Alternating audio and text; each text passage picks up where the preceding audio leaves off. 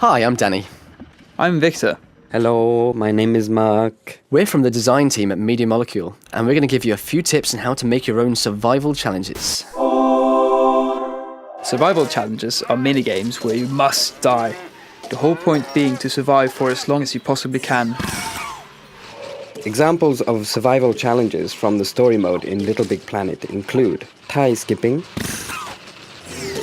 meerkat bounce, and the dangerous descent. There are several things you'll have to include in the level in order to make it a survival challenge, and we're going to detail those here so that you can have a go at making your own.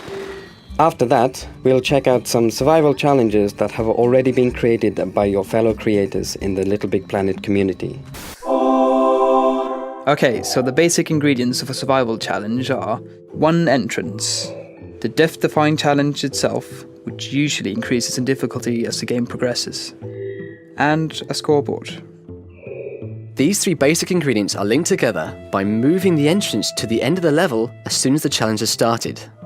This is the key to getting a survival challenge to work, because it ensures that when you are defeated and die, you respawn at the scoreboard, rather than back at the beginning of the level.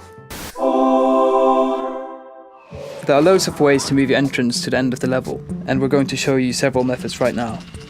The first is to simply rotate the entrance using a wobble bolt to carry it over. Unfortunately, the wobble bolt is going to wobble back and forth, so we need to construct a simple one-shot switch mechanism which prevents it from returning. You can use this technique for a multitude of things, so it's worth learning.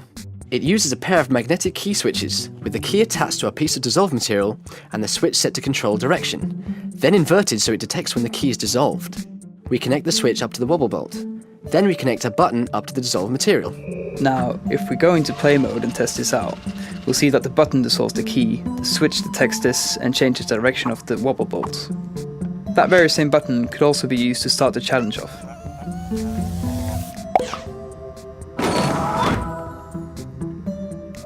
Okay, so a similar method of moving the entrance is to do exactly the same thing, but this time using a piston. It's probably worth noting that you should make the piston move as fast as is practical, so that if the player dies near the start of the challenge, they don't end up respawning halfway between the start and the scoreboard. Another slightly hacky method is to delete your entrance by squashing it with something large and heavy. This forces the player to spawn from the scoreboard.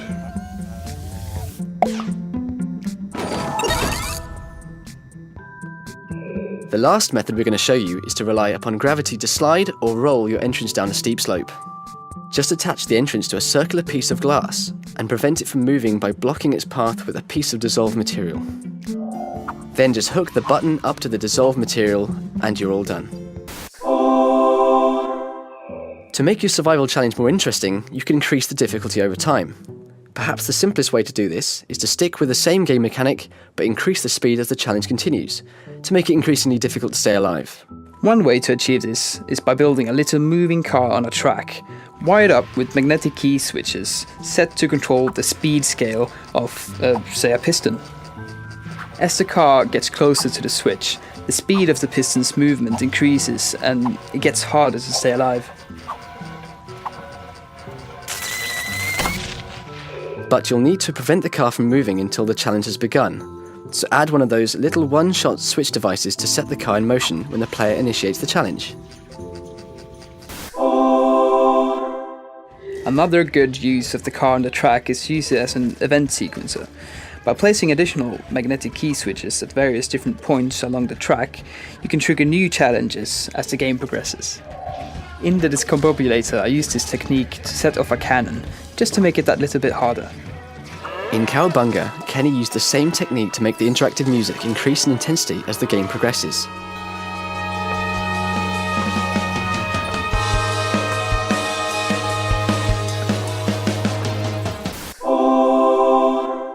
One last tip on making your survival challenge fun and accessible is to make sure you always explain the rules or give the player some kind of guidance before the game begins.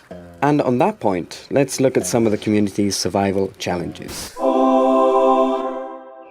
One thing that makes these levels particularly polished is that they've taken the time to explain what's about to happen. And that's particularly important when the player is entering a minefield. Dodge Those Ice Balls by Ventouse is a nice example of that.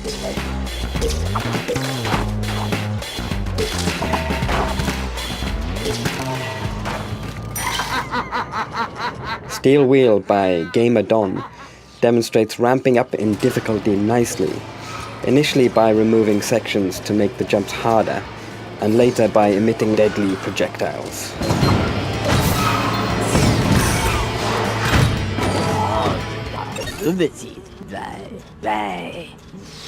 The Spiralizer by Nuclear Fish is a really nice looking level, well constructed, making good use of the Metal Gear Solid Pack assets. You can buy the Metal Gear Solid Pack of the in-game store. Your home area address is your Metal Gear payments. Clear the Decks by Ayata Mark is an atmospheric level with great use of sound. Pretty stressful and frantic towards the end, but that's part of the fun.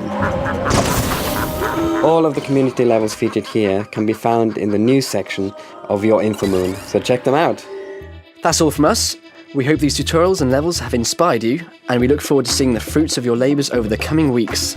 At that point, we'll do an Picks highlighting the best of your survival challenges. Have fun! Bye! Bye! Bye!